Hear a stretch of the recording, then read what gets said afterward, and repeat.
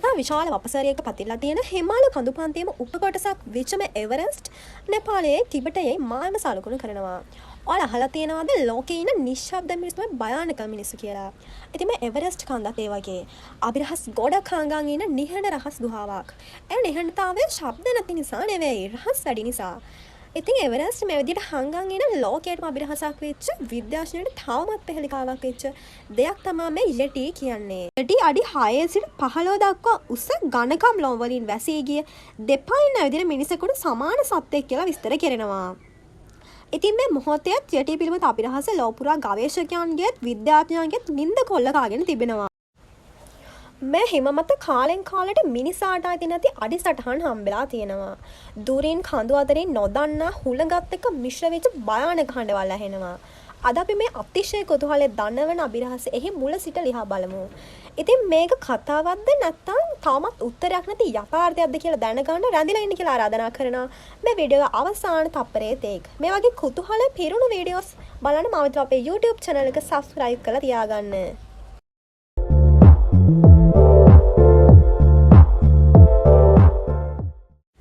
Himalaya අභිරහස් හැංගිච්ච Everest කඳුකරේ කියන්නේ ගුප්ත සුන්දරත්වයක් තියෙන යෝධ නිහඬයෙක්. ඒත් ඒ නිහඬතාවය ඇතුළේ ශතවර්ෂ ගණනාවක් සැඟවුණු රහසක් තියෙනවා. ඒ තමයි අපේ පරිකල්පනය අවුස්සන ලෝ ප්‍රකටම සත් අභිරහස් වන යටිගේ කතාව. හිමෙන් වැසුණු මුදුන් වල තිබිලා හමු වෙච්ච විශාල අඩිසටහන් කඳු මුදුන් වලින් ඇහෙන අමුතු විලාපයන් මේ කතන්දර අද ඊයේව නෙවෙයි. ඉතින් එවරස්ට් වල විසින සුවදේශිකයන් ඔහුව හඳුන්වන්නේ යටි නමින්. බටහිර ලෝකයේ ඔහුව නම් කරලා තියෙන නපුරු හිම මිනිසා කියලා. ඉතින් මේ මොහොතේත් යටි පිළිබඳ අභිරහස ලෝපුරා ගවේෂකයන්ගේත් විද්‍යාඥයන්ගේත් නින්ද කොල්ල කාගෙන තිබෙනවා. ජනප්‍රවාදයේ එන කතා. ඉතින් මේ යටිගේ කතාව ශතවර්ෂ ගණනාවක් පරණ තවම සෝමින් පවතින අභිරහසක් නිසා ශතවර්ෂ ගණනාවකට කලින් හිටපු ශාර්පාවරු වගේම එවරස්ට් ආසන්නයේ හිටිය සුවදේශිකයන්ගේ අදහසුත් වැදගත් වෙන්න පුළුවන්. බුදුදහම පැමිණීමට පෙර තිබ්බ පුරාණ බෝන්නාගමට අනුව යටි කියන්නේ ග්ලැසියර් දේවතාවා ලෙස වන්දනාමාන කරපු දඩයමට වාසනාව ගෙන දෙන දෙවියෙක් විදිහට සැලකුණා. මේ කොහොම වුණත් සමහර පරණ කතාවලට අනුව යටි කෙනෙක් දැකීම අසුබ ලකුණක් විදිහට සැලකනවා. තවත් සමහර අය කියන්නේ යටිට මිනිසුන් අංශ භාගය කරවා කන්න පුළුවන් කියලා. ජෙටි කෙනෙකුගේ හිස් කබලකුයි අත්තක ඇඟිලි කොටසකුයි ෆෑන් බෝච්චේ ආරාමයෙන් සොයාගෙන තියෙනවා.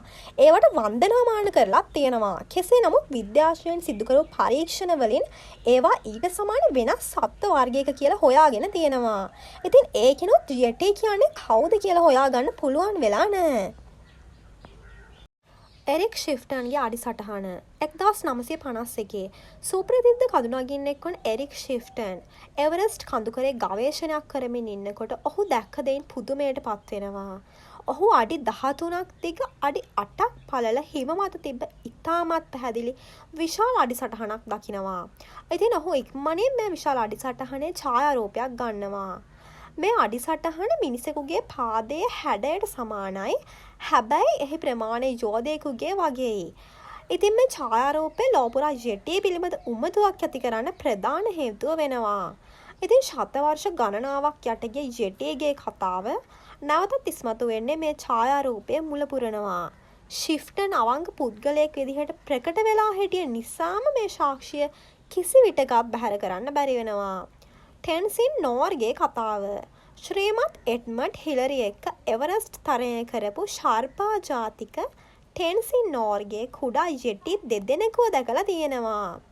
ඔහු පසු කලක පැවසුවේ යටි කියන්නේ විශාල මිනිසෙක්ට සමාන සතෙක් බවත්, ඔහු කඳුකරේ සැඟවී සිටින බවත්, ඔහුත් යටිගේ පාදයට ඡායාරූපයට සමාන අඩිසටහන් කිහිප වතාවක් දැකලා තිබුණා කියලායි.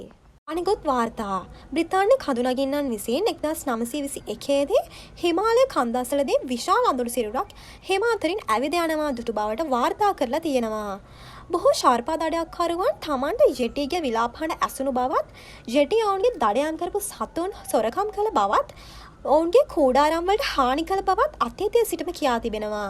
ඉතින් මේ වගේ වාර්තා වෙච්ච හෝඩුවාවන් යටි පිළිබඳ විද්‍යාඥයන් සිදු කරන රිසර්ච් වැඩි වෙන්න හේතු වෙලා තියෙනවා. ප්‍රසිද්ධ යටි ගවේෂණ 1951 එරික් ෂිෆ්ටන් ගත්ත ඡායාරූපය යටි පිළිබඳ ජාත්‍යන්තර උනන්දු අතිශයම වැඩි කළ ප්‍රධාන සාක්ෂිය වෙනවා. 1953 ඩේලි මේල් පුවත්පතක පළ වූ මේ ඡායාරූපයේ හේතුවෙන් බ්‍රිතාන්‍ය විශාල මුදලක් වැය කරලා ගවේෂණයක් සිදු කරත් සාක්ෂි තෝරා ගැනීමට නොහැකි වෙලා තියෙනවා. ඉතින් 1960ත් 1961ත් වගේ කාලයේ ශ්‍රීමත් එඩ්මන්ඩ් හිලරිගේ සිල්වර්හට් ගවේෂණයක් ආරම්භ කරනවා. ඉතින් හිලරිට ඕන වෙන්නේ විද්‍යාත්මක පරීක්ෂණයකින් ජෙටි ගැන හොයාගන්න. ඉතින් හිලරි මේ ගැන රිසර්ච් එකක් කරලා හිලරි පෑන්ට් බෝචේ කියන ආරාමයේ තියෙන හිස්කබල පරීක්ෂණයට යොදා ගන්න තීරණය කරනවා. ඉතින් හිලරි පෑන්ට් බෝචේ ආරාමයේ තියෙන හිස්කබල පරීක්ෂණය වලට චිකාගෝ වලට අරගෙන එනවා. ඒ නනාවරණය වෙලා තියෙන්නේ ඒක එල්ලු සමානකින් සෙරෝ වගේ සතෙකුගෙන් සමෙන් නිමවුවක් කියලායි. ඉතින් ඒ විදිහට හිලරිගේ ගවේෂණයත් අසාර්ථක වෙනවා. ජෙටිගේ DNA මෑත කාලේ ජෙටිගේ කියලා කියන හිස්සකස් අස්තේ දාත් සම් කොටස් වල සාම්පල ගැන විද්‍යාඥයින් ඉතා නිර්වද්‍ය DNA පරීක්ෂණ සිදු කරලා තියෙනවා. චාර්ලට් ලින්ක්විස්ට් කියන ජීව විද්‍යාඥයින් සිදු කරපු පුළුල්තම අධ්‍යයනයෙන් අනාවරණය කරගෙන තියෙන්නේ ජෙටිගේ කියන DNA සාම්පල වලින් අති බහුතරයක් අයිති වෙන්නේ ආසියානු කළු වලසුන්, හිමාල දුඹුරු වලසුන්, ටිබෙට් දුඹුරු වලසුන් වගේ වලස් විශේෂ වලට බවයි. හිමාල දුඹුරු වලසුන් ඇවිදීමේ රටාව අඳුරේ දකින විට දෙපා ඉන්න විදින විශාල මිනිසෙකු වගේ පෙනීම, ඔවුන්ගේ ඝනකම් ලොම්, දේහ විලාස වගේ දේවල් මිනිසුන්ගේ හෝඩුවාවන් එක්ක කම්පෙයාර් කරලා ඊට සමාන ලක්ෂණ ගොඩාක් තියෙන නිසා විශාල වලස් වර්ගයක් වෙන්න ඇති කියලා විද්‍යාඥයින් හිතනවා. ඔවුන් මේ කලාපයටම අනන්‍ය දෙමුහුම් දුර්ලභ වලස් විශේෂයක් වෙන්න ඇති කියලා සමහරු මතපර කළා තියෙනවා. සමහර විට යටි කියන්නේ සත්‍යයක් නොවෙන්නත් පුළුවන්. සමහර විට එය මිනිසාට සියල්ල දැනගන්න බැරි බව මතක් කරන එවරස්ට්හි නිහඬ හඩක් වෙන්නත් පුළුවන්. මේ අභිරහස කිසිදාක සම්පූර්ණයෙන් නොවිසඳේවිද? නැත්නම් යටි පුරාවෘත්තය සදහට හිමෙන් වැසුණු මුදුන් අතර අපට රහස් කියාවිද? ඉතින් ඔබ හිතන්නේ ජෙටි කියන්නේ විද්‍යාඥයින් අනුමාන කරන විදිහට දෙමුහුම් දුර්ලභ වලස් විශේෂයක් වෙන්න ඇද්ද? නැත්නම් දෙවියෙක්ද? නැත්නම් යක්ෂයෙක්ද? නැත්නම් තවමත් හඳුනා නොගත්ත සත්ත්ව විශේෂයක් වෙන්න ඇද්ද? ඉතින් ඔයාට හිතෙන අදහස පහලින් කමෙන්ට් කරන් යන්න අමතක කරන්න එපා.